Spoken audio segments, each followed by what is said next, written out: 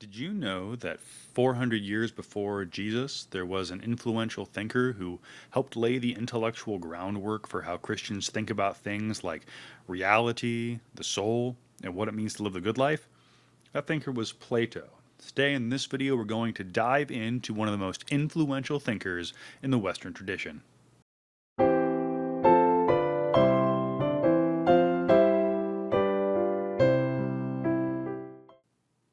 Thank you for checking out The Life of the Mind, where we discuss things like philosophy and theology, ideas from the ancient past that have shaped our modern world. So, whether you're a student of classical education or a Christian wanting to explore philosophy more, or just someone who's interested in these kinds of topics, thank you for being here. When we look at Plato, it's hard to overestimate the way that Plato has shaped our world. We tend not to think about Plato unless you are really into philosophy. You tend not to think about him. You might have seen pictures of people reading Plato or engaging with him in some way. You might not know who he is. You might have just seen the name. His name, funnily enough, sounds like Play-Doh, the kid's sort of molding toy. When we think about Plato, he has shaped the way that our world is built. If you live in the Western world, whether you know it or not, Plato has shaped how you think about reality, the way your society is structured and governed. Not all of the ideas are his, but he lays the groundwork. He's sort of the first major thinker that lays the groundwork for how later societies would structure themselves, would build upon his work to lay things like city government structure, the way we understand what humans are, the way we interact with other people in a community. So it helps us to understand Plato to know these are sort of the bedrock ideas that shape the world that we live in today. And if you're a Christian, probably theology that you hold on to has been shaped by Plato. Many early Christians embraced this openly. They read Plato and they realized Plato actually gets really close to a lot of the things that the Bible says. And so they latched on to Plato and said, Plato is close. He was just missing Jesus. Jesus is the final piece that makes Plato make sense. So as we go through this video, hopefully you'll be able to see just some of those bare threads of people who are able to engage with Plato, see what he saw, see how what he saw connected him to what's being taught in the Bible, and how what he wrote about and what he thought about impacts the world that we live in today. Okay, so diving into Plato, Plato was born into an aristocratic Athenian family, lived approximately from 428 to 348 BC. So rather wealthy Athenian during a time of exploding Athenian democracy, but his influence extends far beyond just Greece. So he was pretty widely read, at least as far as one could be widely read in the ancient world. There's reason to think maybe some of his ideas made their way into the Middle East during the time of the Old Testament, sort of the intertestamental period. There are a lot of Jewish thinkers who reference Plato. And then we see early Christians, most notably St. Augustine, but there's also Clement of Alexandria, Justin Martyr. They directly pull from Plato's thinking. If you go and read their works, they often cite Plato. They point to him. They acknowledge that they're pulling from Platonic writing when they're thinking about their theological statements. So Plato's influence is outsized. He was widely read, widely understood, and shaped the way that virtually everyone thought in the intellectual world. Uh, his life was aimed at sort of being an aristocratic elite. But that changed when he encountered Socrates. So Socrates is known for being this kind of snub-nosed, rather non-attractive looking thinker, but Socrates had this sort of following around him because he knew how to push buttons, ask good questions, and get people thinking. He endeared himself to Plato. Plato quickly becomes one of his students. And so young Plato following around this unusual man, questioning everybody's assumptions. He's sort of taken and captivated by who Plato is. And so we can think of this, think of the 20 somethings today, if they find a teacher that they really like, or a college professor, or somebody they want to latch onto, they just want to absorb everything going on that this person is doing. And so we see that show up quite a lot in Plato's life. He's attracted to Socrates in a sort of mentor capacity, wants to get in on everything that Socrates is doing, and eventually becomes Socrates' sort of successor. And it's kind of a funny picture if you think about it. So Plato, plate, means broad. So that's actually his nickname. That's the name that most people know him by. But from what we can tell historically, Plato was probably quite muscular, jacked. He's probably a big athletic guy following around this sort of stumpy, snub-nosed, balding guy, and he's just captivated by him. So you got this young, probably attractive-looking young man, utterly attracted to Socrates because Socrates knows how to think, and he shapes the way that Plato understands reality. Socrates is more than just a teacher to Plato. He becomes the central figure in most of Plato's early writings. When you read Plato, one of the things you'll notice is that Socrates is almost always the main character. Plato almost never shows up in his dialogue writings. It's almost always Socrates. This has also led to a problem of we don't know what Socrates actually believed because almost everything we get comes from Plato. So there's always a question of, is the things that Socrates said ideas that came from Plato, or are they actually Socrates' genuine ideas himself? It's a mystery of history. But either way, we have sort of Socrates preserved in Plato's writings. Quite early on well, not early on in the relationship, but early on in Plato's philosophical development, Socrates is killed. He's put on trial for corrupting the youth of Athens. He asked too many questions, and so they put him to death by getting him to drink hemlock.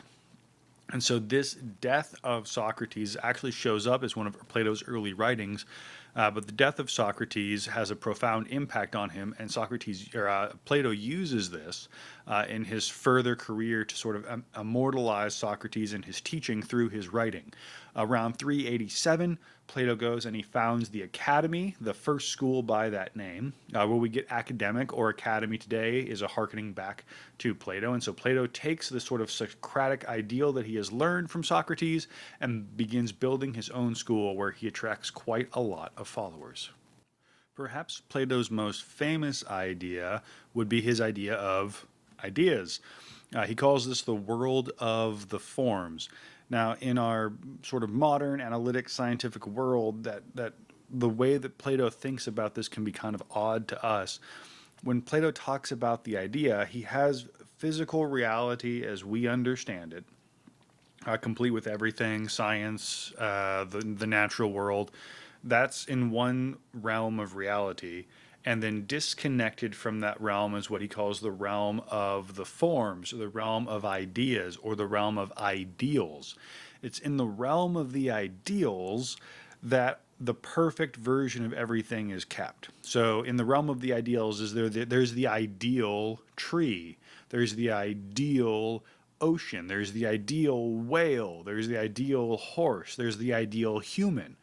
And everything that we see in the world, in our world, is a glimmer of that ideal. So everything that we have, everything that we see, everything that we understand is striving towards the ideal. This is where we get that language of, like, what is the ideal version of blah, whatever it might be. This is coming from Plato's way of thinking about there is a perfect ultimate version of a thing, or there is the best version of a thing. And so what we see in our world is striving to be that best version of the thing. It doesn't take much for Christian thinkers to take this idea and go, well, where is that realm of the forms? It's in God's mind. God understands, and when God imagines a tree, he can imagine the ultimate tree. It's his perfect idea of a tree. Of course, God understands what it means for a human to be a perfect human, the best version of a human. And so we're striving to be that perfect version of a human. In Christian theology, we would say that the ideal human is Jesus. And so he is the ideal. He is the Platonic ideal of what it means to be human. And so when we are growing in our sanctification, when we're striving after Christ, we're following that Platonic idea of striving towards the ideal. And so we see this. He gives us a couple of allegories to help explain this. His most famous is called the Allegory of the Cave. And so in the Allegory of the Cave, there are some prisoners who are chained up in some way. We don't know why they're chained up or anything like that, but guards behind them are, there's a fire behind them, and guards are basically making a puppet show of sorts where they're holding up various puppets or cutouts, what have you. And so they see the shadow of a tree and the shadow of a horse and, what have you. And as far as the prisoners know, that's reality. They see the shadow of the horse and they think that's a horse. They see the shadow of a tree or the silhouette of a tree and they think that's a tree. One day, though, according to Plato, one of these prisoners gets out. And so he goes into the world, he leaves the cave, and he sees an actual tree, and he sees the actual sun, and he sees other people. And he realizes that these things are more real than the stuff that he had seen in the cave. And so Plato uses this allegory to point out, okay, just like the prisoners were looking at the shadows of things are what we see in our world compared to when the prisoner looks at the real trees. Like, that's the ideal tree. It's a more real tree than the one that he saw in the cave. The cave was just a glimmer of the real thing. C.S. Lewis talks about this idea. He says that we live in the shadowlands, and in God's mind and in glory, when God recreates the world, that's the true version. Where God lives is more real than the reality in which we inhabit. And so when you get closer to God, you get closer to the more real version of a thing. And so the forms, the ideal thing, this idea from Plato stretches all across Western thinking. It's very prevalent in Christian thinking, where there is a perfect version of a thing, and the thing that we see in our world is striving towards that perfect thing. An idea of Plato's that is also deeply resonant with Christian thinkers is the way in which he thinks the soul inhabits the body. Now, I actually think Plato's wrong about this. I think when we get closer to Aristotle and then Thomas Aquinas, I think their understanding is better.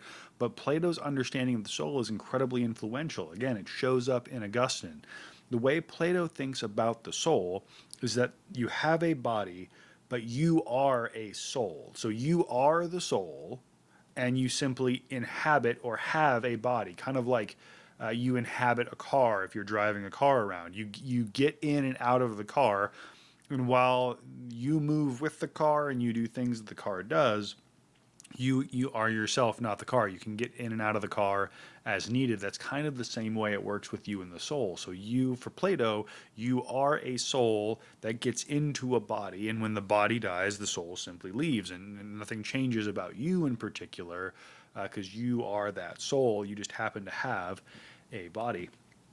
Which led to questions for Augustine, for example, as to why did we actually need bodies? Why couldn't we just be souls? Sometimes Christians think this today. They think the body's not all that important.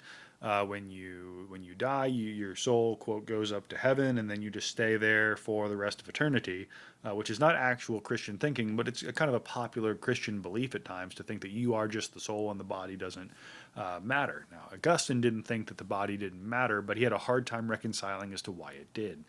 Which is why in a future video I'll talk about Aristotle and Thomas and why I think their view is better. But either way, Plato's been quite influential.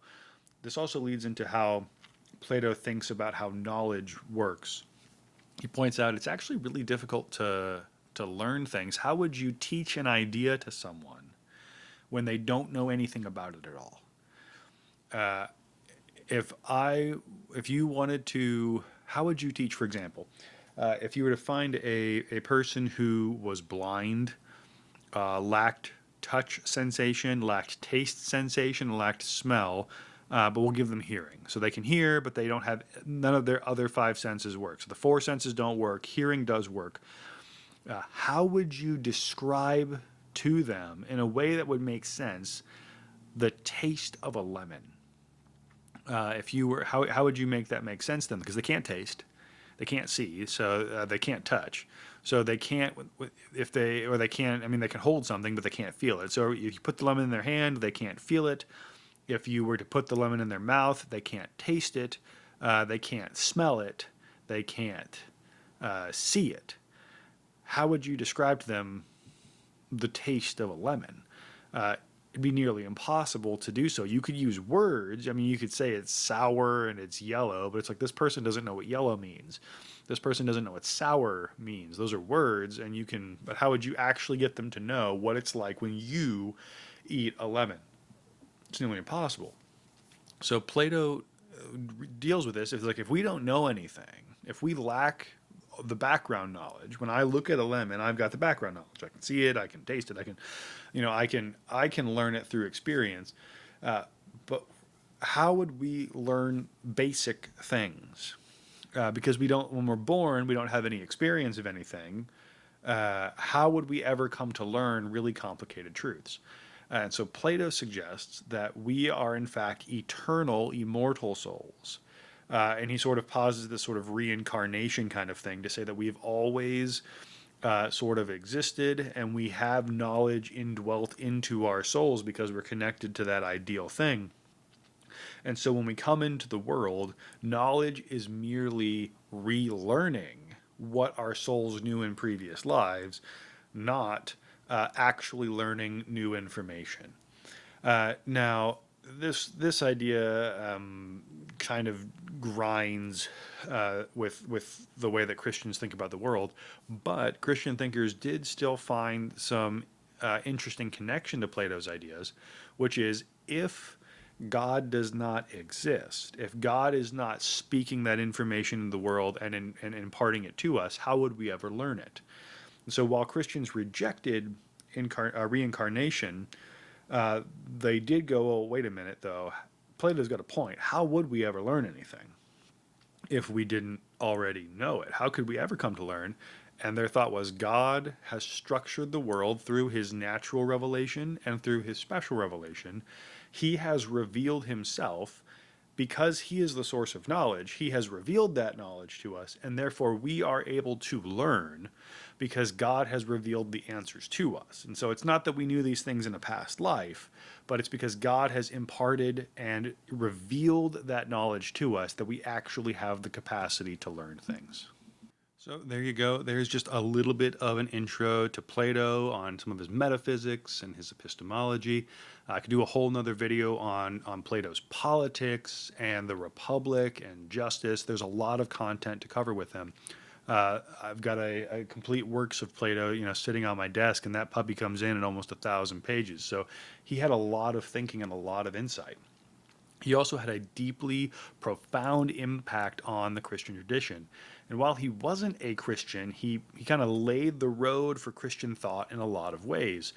Christians realized Plato was on to something. He may not have gotten it all right, but he was on to something, and the things he said actually meshed very, very well with what the Bible teaches.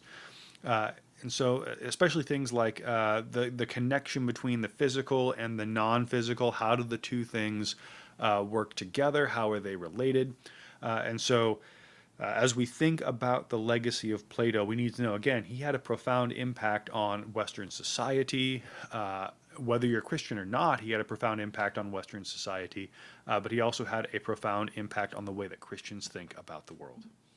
Now, what do you think? What do you think about Plato's ideas, his connection to the Bible, how his ideas have impacted the world? Let me know in the comments below. And of course, don't forget to like, subscribe, hit the little bell, do all the YouTube things. That, of course, helps me out. And if you enjoy this content, please keep coming back. We're going to get into more videos on Plato, on philosophy, on theology, on the connection between them. We're going to dive deeper into Plato's Republic. We're going to get into Plato's student Aristotle, all to help us understand the world in which we live and taking these old ancient ideas and applying them to modern problems. So once again, thanks for watching, and I'll see you next time.